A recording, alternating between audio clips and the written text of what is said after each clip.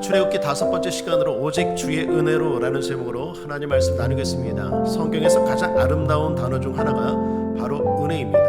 아름다울 뿐만 아니라 유일한 단어가 은혜입니다. 은혜는 기독교적 용어이죠. 여러분 알다시피 뜻은 자격 없는 자에게 베푸시는 하나님의 선물이라는 말입니다. 거저 주시는 사랑이라는 것입니다. 다시 말해 무조건적인 사랑입니다. 사람으로서는 참으로 하기 힘든 사랑이 바로 은혜의 사랑입니다. 내가 힘이 있고 자격이 될 때 얻는 것은 보상이라지만 내가 아무것도 할 수 없을 때 찾아와 주시는 것이 은혜입니다. 하나님은 이렇게 그리고 이토록 저와 여러분을 사랑하시는 줄 믿습니다. 오늘 본문에는 그런 사랑을 경험한 또 한 사람이 등장합니다. 바로 모세입니다. 모세에게 베푸신 하나님의 은혜가 얼마나 큰지 오늘 말씀을 통해 살펴보겠습니다. 그리고 그 은혜를 오늘 우리도 누리고 있음을 깨닫는 시간 되시기를 주님의 이름으로 축복합니다. 첫째로 찾아오시는 하나님의 은혜입니다. 지난 시간 모세 기억나시죠? 실패를 경험했습니다. 동기도 선하고 목적도 좋았습니다. 그리고 힘도 있었습니다. 젊은 모세입니다. 성경은 그가 장성했다라는 말 기억나십니까? 장성했다. 40세가 장성했다? 육체적으로만 장성했다는 말이 아닙니다. 20세만 돼도 육체적으로는 다 크죠. 40세에 장성했다라는 말은 지적으로, 정신적으로도, 심적으로도 성숙했다라는 말입니다. 그렇게 신중하게 그렇게 준비하고 모세는 결정을 했습니다. 오랫동안 깊이 생각했습니다. 내가 애굽의 왕자이지만 이렇게 사는 것보다 하나님의 백성으로 사는 게 더 낫다. 히브리서의 그 모세의 마음을 대변해주고 있죠. 그래서 하나님의 백성을 구원하는 사명을 감당해야겠다. 모세는 오랫동안 생각하고 깊이 묵상하고 준비했습니다. 그리고 그것이 자기를 향한 하나님의 뜻임도 알았습니다. 더 나아가 용기를 내어 일을 행한 것입니다. 그러니까 결코 즉흥적으로 행동한 게 아니었습니다. 근데 여러분 결과는 어땠습니까? 실패였습니다. 그 실패의 충격이 너무나 컸습니다. 그만큼 선한 마음과 오랫동안 열심히 준비한 것이 실패했기 때문에 충격도 컸습니다. 모세는 그 실패로 모든 것을 잃었습니다. 왕자의 자리도 잃었고요. 그 모든 편안한 삶도 다 잃었습니다. 무엇보다 하나님에 대한 열정도 잃어버렸을까요? 안 잃어버렸을까요? 잃어버렸죠. 모세가 자기 좋으라고 한 거 아니잖아요. 하나님과 하나님의 백성을 위해서 한 거잖아요. 근데 그것이 안 이루어졌을 때 얼마나 충격과 상실감이 컸을까요? 하나님에 대한 열정도 잃어버렸을 것입니다. 아니 하나님의 사랑도 아마 의심했을 거예요. 어쩌면 더 나아가 하나님 정말 살아계신 거야? 이것까지 더 바닥을 쳤을지 모르겠습니다. 왜 사람이 한번 떨어지면 한번 절망하고 한번 좌절하고 한번 시험에 들기 시작하면 거기서 멈추지 않습니다. 계속 더 막 내려가죠. 그래서 정말 하나님 살아계신가? 아마 여기까지 바닥을 쳤을 거예요. 그러니까 우리가 보다시피 오늘 본문에 모세가 어디의 제사장이 됩니까? 미디안 제사장의 사위가 되잖아요. 그 미디안은 이방 나라입니다. 우상을 섬기는 족속이었어요. 그러니까 어쩌면 생각할 수 있죠. 모세는 너무 충격이 커서 처음에는 하나님의 사랑 의심했다가 하나님의 뜻 의심했다가 더 나아가서는 정말 하나님 살아계신 거 맞나? 거기까지 의심했는지 모르겠습니다. 그렇게 실망하고 도망자의 신세로 광야로 나아갔습니다. 그리고 이방인으로 살아갑니다. 목자로 양을 기르며 살았죠. 완전히 삶이 달라졌습니다. 애굽의 왕자라는 세상의 중심부에서 이제는 야인으로 살게 된 것입니다. 그리고 이제 오늘 저 여러분이 읽은 본문입니다. 하나님이 모세를 찾아오십니다. 그 말은 무슨 말입니까? 이제서야 모세를 사용하시겠다라는 것입니다. 참 하나님도 얄궂죠. 이제서 사용하시겠대요. 그렇다면 우리의 질문은 분명합니다. 왜 이제서야 하나님은 모세를 사용하실까? 40세 모세가 아니라 80세 모세, 애굽의 왕자 모세가 아니라 노인 모세, 왜 이 모세를 굳이 사용하겠다고 하시는 걸까? 답이 뭘까요? 알 수 없습니다. 일단 우리는 인정해야 됩니다. 그것은 하나님의 주권입니다. 한번 따라하겠습니다. 하나님의 주권입니다. 하나님은 굳이 우리에게 설명할 이유도 설명할 필요도 없습니다. 하나님은 창조주이시고 하나님은 말 그대로 하나님이십니다. 우리는 피조물입니다. 우리에게 굳이 그런 걸 설명할 의무가 하나님께는 없습니다. 하나님의 주권입니다. 그러나 분명한 건 하나님의 때가 있다는 것입니다. 그리고 그것을 정하시는 분도 하나님이십니다. 이건 우리가 넘볼 수 없는 하나님의 주권입니다. 그러므로 사랑하는 여러분, 하나님의 주권을 인정하며 사시기를 주님의 이름으로 축복합니다. 하나님이 저와 여러분에게 굳이 일일이 다 설명할 이유가 없어요. 그걸 요구하고 그걸 바라는 것 자체가 어쩌면 신성모독입니다. 선을 넘는 일이죠. 하나님의 주권을 인정해야 됩니다. 그럼에도 불구하고 우리가 추측은 좀 할 수 있어요. 아마도 그건 모세가 덜 준비되었을 거다. 그래서 하나님이 80세에 찾아가셨을 것이다. 여러분 알다시피 모세는 40세에 많은 걸 준비했습니다. 애굽 왕자로 힘도 있었고 젊음도 있었고 열정도 가득했습니다. 그런데 역설적으로 하나님을 향한 준비는 부족했습니다.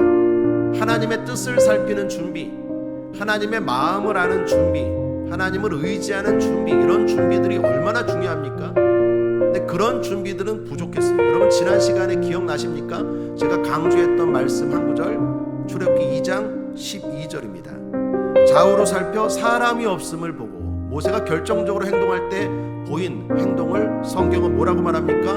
좌우로 살펴 사람이 없음을 보고. 여러분 이 말씀이, 이 행동이 결코 잘못된 것 아닙니다. 우리는 주의 일을 하더라도 좌우를 살펴야 됩니다. 그리고 행동해야 됩니다. 그러나 정작 중요한 것이 빠졌죠. 뭘 살폈어야 돼요? 위를 살폈어야 돼요. 위를 살펴 하나님이 어떠하심인지를 보고, 이게 있어야 돼요. 하나님의 뜻을 살폈어야 합니다. 하나님의 뜻이 맞는가? 이때가 맞는가? 이렇게 하는 게 맞는가? 모세는 그걸 살피지 않았어요. 다 살폈는데 그 살핌은 부족했다라는 것입니다. 그럼 모세는 왜 그렇게 했을까요? 아마도 역설적으로 자신의 힘이 넘쳤기 때문입니다. 그래서 선자로 생각하는 자는 넘어질까 조심해야 됩니다. 힘이 있습니다. 근데 그 힘이 있다라는 게 오히려 그 사람에게 약점이 될 수 있어요. 내가 너무나 힘이 있어요. 내가 너무나 철저해요. 내가 너무나 똑똑해요. 내가 너무나 건강해요. 내가 너무나 모든 것들이 다 완벽해요. 준비가 그냥 완벽해요. 그런데 그것이 오히려 하나님에게는 독이 될 수 있어요. 약점이 될 수 있다라는 것입니다. 사랑하는 여러분 잊지 마십시오. 우리의 가장 큰 준비는 하나님입니다. 신앙 고백합니다. 나의 가장 큰 준비는 하나님입니다. 여러분이 어떤 행동을 하고 결정을 하든 항상 이게 제일 중요하다는 걸 잊지 않는 저와 여러분 되길 바랍니다. 힘이 있든 없든 하나님의 뜻을 살피고 위를 살피는 그 모든 것이 중요합니다. 하나님이 없는 준비, 하나님이 빠진 준비는 결코 완벽하지 않습니다. 그리고 또 하나 생각할 수 있는 건 하나님의 뜻입니다. 모세의 실패는 곧 이스라엘의 실패로 이어졌습니다. 여러분 모세도 40년 동안 광야에서 지냈지만 이스라엘 백성들도 40년 동안 출애굽을 못했잖아요. 그러니까 모세가 실패했으니까 이스라엘 백성들도 40년 동안 계속 애굽에서 종살이를 했었죠. 고통이 계속된 것입니다. 여러분 하나님은 사람들의 고통을 즐기는 분이 아니십니다. 특히 하나님의 자녀들이 고통당하는 걸 하나님은 기뻐하실까요? 전혀 그렇지 않습니다. 하나님은 오히려 가슴 아파하십니다. 그런데도 그렇게 하신 이유가 있습니다. 뭔가 더 중요한 게 있기 때문입니다. 그게 뭘까요? 하나님을 아는 것입니다. 모세는 출애굽이 중요하다 생각했어요. 그런데 하나님은 그것보다 더 중요한 게 있습니다. 그것은 하나님을 아는 것입니다. 빨리 출애굽에서, 빨리 애굽에서 나오는 것, 그것이 중요하다. 모세는 생각하고 이스라엘 백성들은 생각하지만 하나님은 그게 아니에요. 하나님이 어떤 분이신지 아는 것을 하나님은 더 중요하게 생각하고 그것이 그들에게 복임을 알게 하십니다. 우리는 목표 지향적이고 결과 중심적으로 살 때가 있습니다. 그래서 신앙생활을 해도 어떤 목표를 정하고 어떤 분명한 소원을 가지고 하나님 앞에 기도하고 나아갑니다. 하나님, 문제가 해결되길 원합니다. 소원이 이루어지길 원합니다. 그리고 병 고침 받길 원합니다. 그것들을 중요하게 생각합니다. 맞습니다. 중요합니다. 그러나 여러분 잘 들으셔야 돼요. 그것보다 더 중요한 게 있어요. 그건 하나님을 아는 거예요. 하나님을 아셔야 돼요. 하나님을 아는 거에 관심을 가지셔야 돼요. 병 고침보다 더 중요한 건 하나님을 아는 것입니다. 성공보다 더 중요한 건 하나님을 아는 것입니다. 하나님을 아는 것이 없다면 하나님 서두르지 않아요. 하나님 알 때까지 내버려 두세요. 왜요? 그게 우리에게 가장 중요한 일이에요. 그러므로 이건 역설적으로 여러분 빨리 병 고침 받길 원하십니까? 빨리 해결되길 원하십니까? 빨리 소원이 이루어지길 원하십니까? 저와 여러분의 관심이 하나님께 있게 되기를 바랍니다. 하나님을 알아가는 일에 게을리지 않게 되길 바라고, 하나님을 알아가는 일에 더 관심을 갖게 되길 바라고, 그것을 더 사모하게 되길 바랍니다. 그게 우리에게 훨씬 더 중요한 일이에요. 그래서 이스라엘 백성들은 40년 동안 더 애굽에서 종살이를 했다라는 것입니다. 하나님을 아는 일에 집중하시기를 축복합니다. 하나님을 알아가시는 일을 멈추지 않으시기를 주님의 이름으로 축복합니다. 자, 이제 중요한 것 하나 남았죠. 하나님은 그런 모세를 버리지 않고 다시 찾아오시더라라는 것입니다. 이게 은혜 중에 은혜입니다. 여러분, 부족한 모세입니다. 노인 모세입니다. 아무 힘도 없는 모세입니다. 한번 생각해 보십시오. 이런 모세가 없어도 하나님은 하나님의 일을 하실 수 있습니까? 없습니까? 있죠. 이런 모세가 무슨 하나님 앞에 큰 도움이 되겠습니까? 모세 없어도 하나님은 얼마든지 하나님의 뜻을 행하실 수 있고 하나님의 일을 하실 수 있습니다. 모세뿐만 아닙니다. 요나도 그렇고 바울도 그렇고 베드로도 그렇습니다. 그런데 성경을 보면 굳이 하나님은 찾아오셔서 부탁 아닌 부탁을 하십니다. 그것이 우리에게는 은혜입니다. 하나님은 나를 포기하지 않으십니다.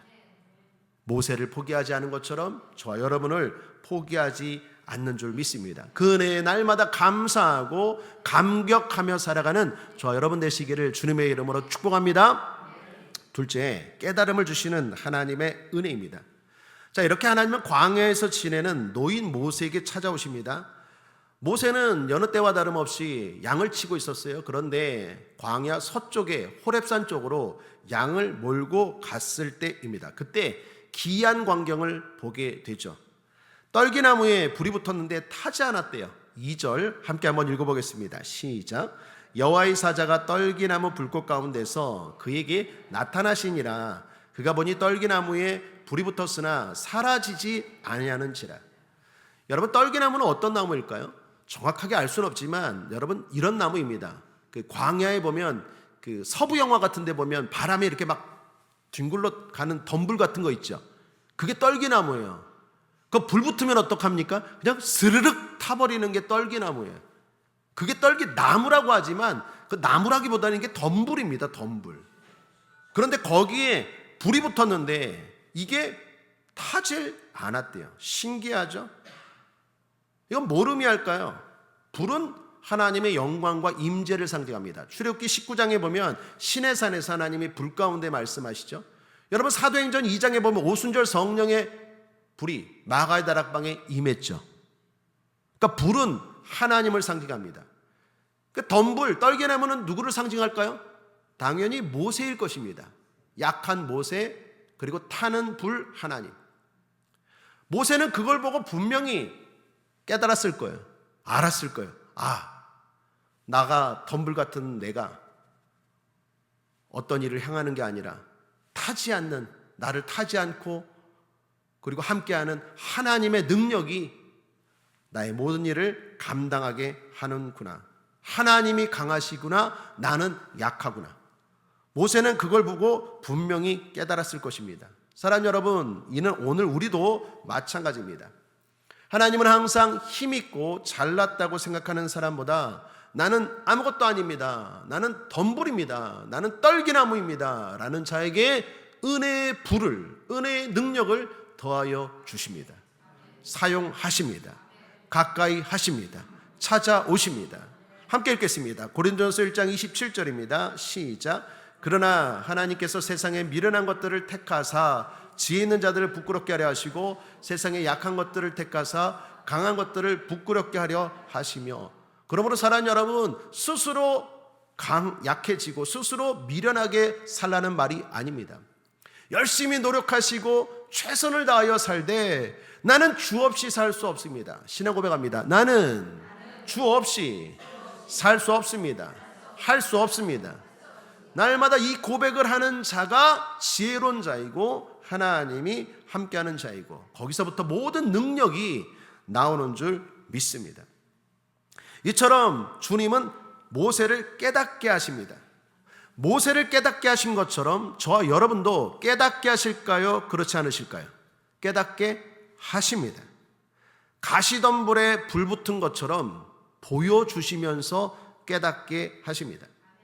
이런 상황이 아니더라도 비슷한 상황, 비슷한 환경을 통해 우리도 깨닫게 하십니다. 때로는 TV를 보다가 깨닫게 하시고요, 때로는 일을 하다가 깨닫게 하시고, 때로는 생각지 못한 장소에서 생각지 못한 사람들과의 만남을 통해서 깨닫게 하실 때가 있습니다.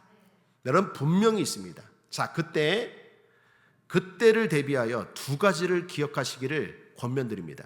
첫째는 돌이켜야 합니다. 자, 3절을 보십시오. 그 떨기나무 가운데 불이 붙은 걸 모세가 봤어요. 그리고 어떻게 합니까? 쑥 지나갑니까? 그냥 무심코 지나가 버립니까? 그렇지 않아요. 3절 함께 읽겠습니다. 시작. 이에 가로되 내가 돌이켜 가서 이 큰 광경을 보리라.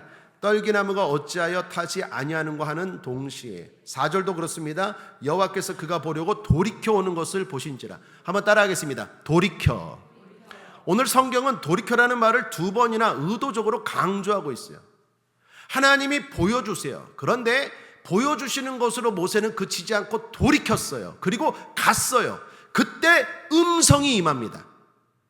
하나님의 확실한 음성이 임해요. 여러분, 이게 중요합니다. 하나님은 돌이킬 때 말씀하시고 돌이킬 때 부르십니다. 그러므로 사랑하는 여러분, 돌이키시길 바랍니다. 돌이킬 때 하나님의 음성이 들려요. 4절 하반절을 보십시오. 하나님이 떨기나무 가운데서 그를 불러 가라사대 모세야 모세야 하시니 그가 가로되 내가 여기 있나이다. 그러므로 사랑하는 여러분, 여러분의 삶을 한번 돌아보시길 바랍니다. 하나님은 어쩌면 이미 벌써 여러분 삶에 깨닫게 하시려고 분명히 모세처럼 보여주신 광경들과 사건들이 있을 거예요. 그때 돌이키셔야 돼요. 그냥 지나가는 게 아니라 왜 하나님이 저걸 보게 하셨지? 왜 하나님이 저걸 듣게 하셨지? 그리고 돌이킨다는 건 뭡니까? 귀를 기울이는 거예요. 그걸 붙잡고 묵상하는 거예요. 그걸 붙잡고 기도하는 거예요. 그걸 붙잡고 생각해 보는 거예요. 왜 하나님이 나에게 이런 것들을 보게 하셨을까? 그리고 점점 가까이 가면 어떻습니까? 하나님의 음성이 들립니다. 명확하게 들려오는 거예요. 그러므로 우리에게는 왜 하나님의 음성과 하나님의 뜻이 들려오지 않을까요? 역설적으로 돌이키지 않기 때문에 그래요. 하나님이 보여주시는 사건들, 하나님이 보여주시는 수많은 사인들이 있는데 그걸 그냥 간과하기 때문에 그래요. 그냥 무심코 지나쳐버리기 때문에 그래요. 사랑하는 여러분, 한번 따라하겠습니다. 나에게 우연은 없고 모든 것이 섭니다. 여러분 믿습니까? 하나님의 섭리 가운데 우리는 살아가요. 그러므로 모든 것이 그렇진 않지만 분명히 여러분 마음에 이런 게 있을 거예요. 모세도 그렇습니다. 40년 동안 광야 생활하다가 특별히 그날은 특별히 이거 뭐지?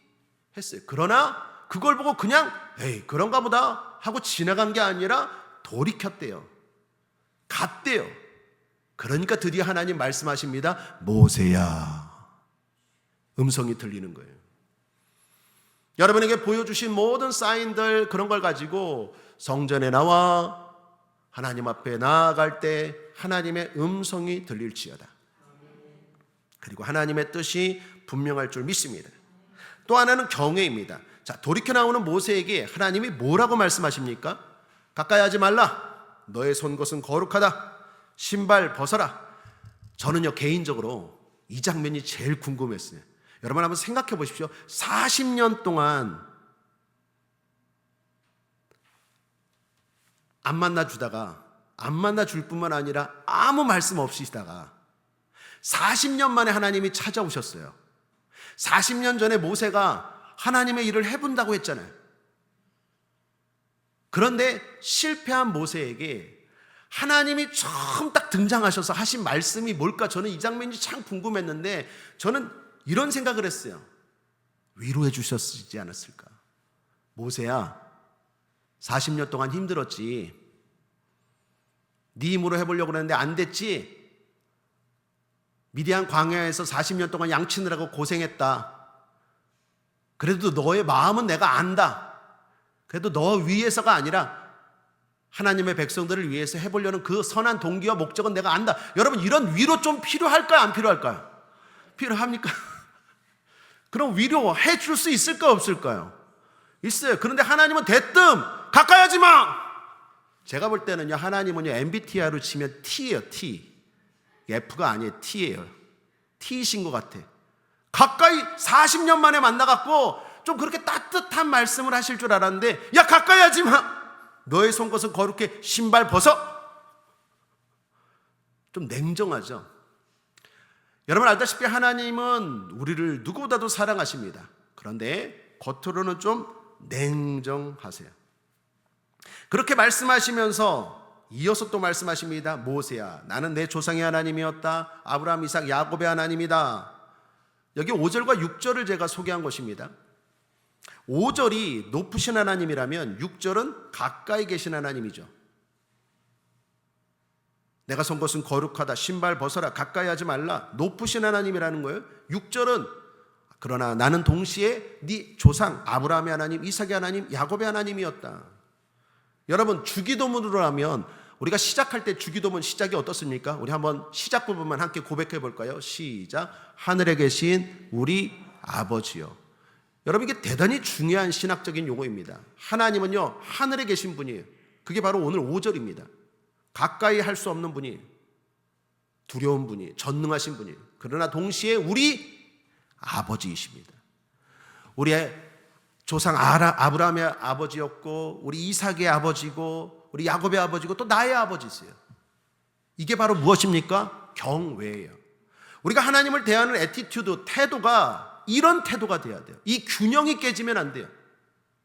하나님은 아무리 사랑이 많지만 두려움 가지고 존경심을 가지고 대해야 돼요. 또 하나님은 저 이방 사람들이 말하는 것처럼 그냥 저 하늘에 계신 하나님만이 아니라 우리를 또 사랑하셔서 아버지 하나님인 줄 믿습니다. 이것이 경외입니다. 경외감을 가지고 하나님을 대할 수 있게 되길 바랍니다. 너무 무서워하지도 않고 너무 함부로 대하지도 않고, 이게 하나님을 대하는 가장 중요한 태도입니다.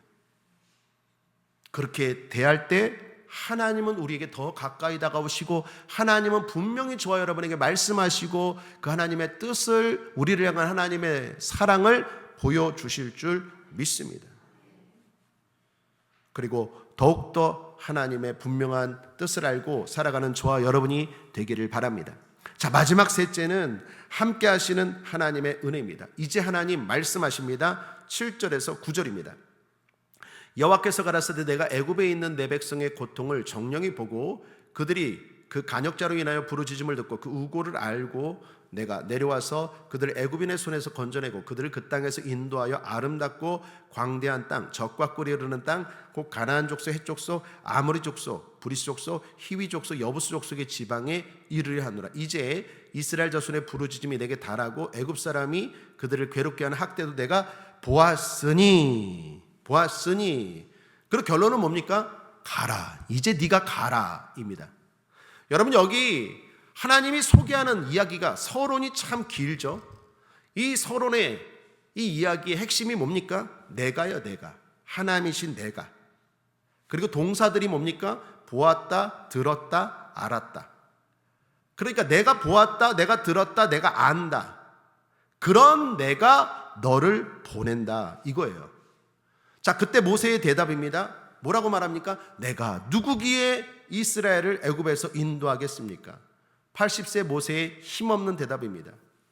모세는 하나님의 말씀을 듣고도 말합니다. 내가 누구기에 라고 말합니다. 여전히 모세는 누구를 보고 있어요? 하나님을 보고 있습니까? 자신을 보고 있습니까? 자신을 보고 있어요. 하나님이 그렇게 지금 말씀하시는 거예요. 내가 보았고 내가 들었고 내가 안다. 그런 내가 너를 보낸다. 이 말은 뭐예요? 날 봐라, 날. 그런데 모세는 여전히 하나님을 보지 못하고 자기를 보고 있어요. 내가 누구기에. 그리고 결국 못한다라는 거예요. 하나님은 나를 보고 하라는데 모세는 자신을 보고 여전히 못하겠다고 항변합니다. 사랑하는 여러분, 모세가 해야 할 일은 무엇입니까? 가는 것입니다. 하나님 말씀대로 가는 것입니다. 물론 그게 두렵습니다.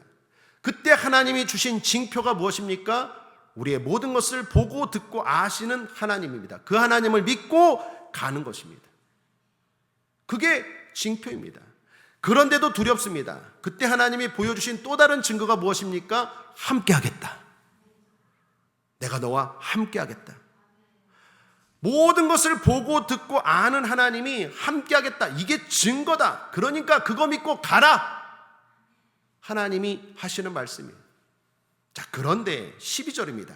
함께 읽어보죠. 시작. 하나님이 가라사대 내가 정녕 너와 함께 있으리라. 내가 백성을 애굽에서 인도하여 낸 후에 너희가 이 산에서 하나님을 섬기리니 이것이 내가 너를 보낸 증거니라. 여러분, 마지막에 이것이 내가 너를 보낸 증거니라. 여러분, 참 이상하죠? 증거는 가기 전에 보여주는 겁니까? 가고 난 다음에 보여주는 겁니까? 가기 전에 보여주면 얼마나 좋아요. 내가 너와 함께한다. 예를 들면 모세야 내가 너와 함께한다. 그 증거로 어떤 신무기를 주거나 뭐 레이저 총이나 이런 거, 아니면 부적을 주거나, 아니면 모세의 몸에 갑자기 초능력이 생기게 하거나, 아니면 최소한 젊어지게 하거나 생기가 넘치게 하거나, 그런 것들을 증거로 주시는 게 아니에요. 모세가 나는 못합니다. 그럴 때 하나님이 내가 너와 함께한다. 그러니까 증거를 주겠다. 그러면서 이런 증거들을 주는 게 상식적으로 맞지 않습니까? 그런데 하나님은 뭐라고 말합니까? 주님이 나와 함께 하시는구나, 이런 것들을 아는 게 아니라 어떻게 해요? 네가 순종한 다음에 알게 된다라고 말해요. 시점이 대단히 중요합니다. 일하시기 전에 주신 증거가 아니라 함께 하시겠다 하시면서 그 증거가 순종한 후에라는 거예요. 그렇게 순종하면 그때 확실한 증거를 알 수 있다라는 것입니다. 즉 지금이 아닙니다. 인도하여 낸 후입니다. 행동이 먼저라는 것입니다. 사랑하는 여러분, 여기 중요한 주님의 은혜가 있습니다. 하나님이 함께 하시는 은혜입니다. 그 은혜를 어떻게 누릴 수 있을까요? 순종할 때입니다. 주의 뜻을 알고 깨닫고 이제 행동할 때 경험하는 거예요. 아, 나를 보고 계시고 나의 음성을 듣고 계시며 나의 모든 걸 아시는 하나님이 나와 함께 하시는구나, 나를 보내셨구나 믿고 순종할 때 확실한 증거를 경험하게 되는 것입니다. 우리는 순종하기 전에 하나님 아버지 증거를 보여주옵소서, 하나님이 나와 함께 하신다는 증거를 보여주옵소서, 두렵습니다, 떨립니다, 내가 이걸 어떻게 감당해야 됩니까? 하나님 증거를 보여주옵소서라고 말하는데 하나님은 뭐라고 말합니까? 이미 나는 너와 함께 한다고 말했다. 그리고 확실한 증거를 알기를 원하느냐? 그러면 순종하라. 말씀을 듣고 순종하면 확실한 증거를 경험할 것이다. 이게 하나님의 원리예요. 그러므로 사랑하는 여러분, 먼저 순종입니다. 하나님이 함께 하심을 믿습니까? 하나님이 함께 하심을 확실히 경험하길 원하십니까? 그렇다면 먼저 이제 움직이셔야 돼요. 가만히 있지 말고 내가 먼저 이제 움직여야 돼요. 가야 돼요. 하나님 말씀대로 가서 부딪혀야 돼요. 그러면 정말 하나님이 나를 보내셨구나, 나와 함께 하시는구나, 이런 능력은 나에게서 나타난 게 아닌데, 이런 일들은 도대체 내 생각과 계획으로는 있을 수 없는 일인데, 그런 것들을, 그런 크고 놀랍고 비밀한 일들을 경험하게 되는 줄 믿습니다. 움직이지도 않고 하나님 나에게 함께 하신다는 증거를 보여주옵소서. 증거는 말씀으로 충분합니다. 하나님은 오늘도 우리에게 말씀을 주신 줄 믿습니다. 이 말씀으로 충분해요. 나를 알고 계시고 나를 보고 계시고 나를 듣고 계시는 그 하나님이 함께 하시겠다, 주님 말씀으로 약속하셨습니다. 이제 더 확실한 증거를 경험하길 원한다면 이 약속의 말씀을 믿고 순종하며 나아가면, 아, 정말 하나님이 나와 함께 하셨구나, 정말 나를 도와주셨구나 깨닫게 되는 거예요. 바로왕을 물리치신 하나님, 홍해바다를 가르신 하나님, 반석에서 물을 내게 하시는 하나님은 내가 순종할 때 경험하는 것이지, 해보지도 않고 가만히 있으면서 하나님, 하나님, 하나님, 하나님의 증거는 오직 말씀입니다. 그러므로 사랑하는 여러분, 행동이 먼저입니다. 순종이 먼저입니다. 한 성도님이 계셨습니다. 항상 기도하면서도 궁금하고 의심드는 게 있어요. 정말 하나님이 나와 함께 하시는가? 다른 사람들은 간증하는데 하나님이 나와 함께 하셨다고 간증하는데 나도 그걸 경험하고 싶다. 그래서 하나님 앞에 기도했답니다. 주님, 저도 주님이 저와 함께 하심을 확실하게 알고 경험하길 원합니다. 증거를 보여주옵소서. 그런 어느 날 기도 중에 하나님이 이렇게 말씀하시더랍니다. 영혼을 섬겨라. 네가 섬기는 영혼이 있느냐? 네 예배만 드리고 네 기도만 하지 말고 자녀를 낳아라. 영혼을 품어라. 영혼을 섬겨라. 신앙생활 오래 하지 않았느냐? 그런데 막상 그렇게 하려니까 부담이 되는 거예요. 시간도 없고 형편도 안 되고 무엇보다도 자신이 없어요. 내가 누구 어떤 영혼을 품고 그 영혼을 양육하고 그 영혼을 기르려면 내가 말씀을 알아야 됩니까? 몰라야 됩니까? 말씀도 알아야 되고 기도도 해야 됩니까? 안 해야 됩니까? 기도도 해야 되고, 더 중요한 건 참아야 됩니까? 참지 않아야 됩니까? 참아야 되죠. 나를 내려놓고 참아야 누구를 품고 기를 수 있는 거죠. 근데 이런 것들이 자신이 없는 거예요. 그런데 계속 미루었는데 하나님이 계속 거룩한 부담감을 주시는 거예요. 영혼을 품어라, 섬겨라. 그러다가 어느 날 결단했어요. 그래, 한번 해보자. 그리고 목사님께 말씀했습니다. 목사님, 한 영혼을 제가 한번 섬겨보겠습니다. 할당이라고 하죠. 또 배당을 내려주시죠. 그래갖고 목사님이 기도하고 딱 맞는 사람 한 사람을 붙여줬어요. 이 사람이 이 영혼을 품었어요. 이 영혼이 이제 품고 이 영혼을 위해서 기도하고, 그리고 그 주일날 말씀을 가지고 1:1 이제 구역예배, 우리로 하면 구역예배죠. 1:1 나눔을 했어요. 그런데 놀라운 일이 벌어졌어요. 아니, 나는 별거 아닌 걸 전하는데도 그렇게 은혜를 받는 거예요, 그 사람이. 목사님한테는 은혜를 못 받고 오히려 그 사람이 전할 때 은혜를 받는 거예요. 기도를 해주는데 그렇게 눈물을 흘려요. 기도를 해주는, 내 기도가 이렇게 능력 있나? 별거 아닌데 그냥 기도를 손잡고 해주는데 그 영혼이 우는 걸 보고 누가 놀랬을까요? 자기가 놀란 거예요.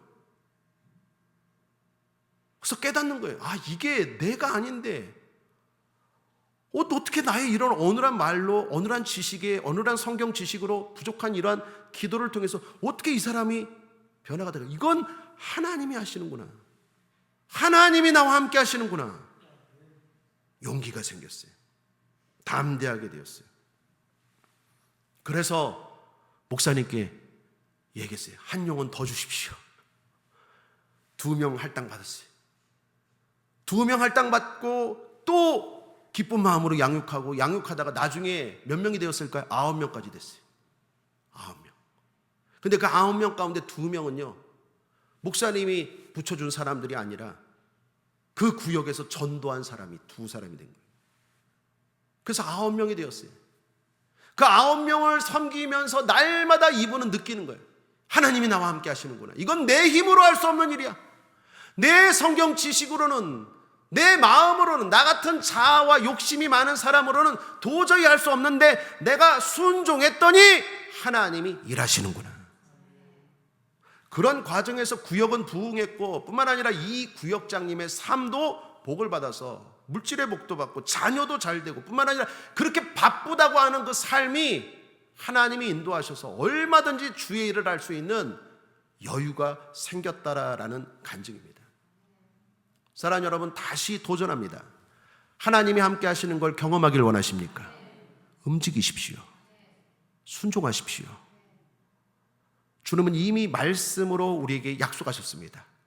내가 너를 안다. 내가 너와 함께 하겠다. 그러니 이제 가라.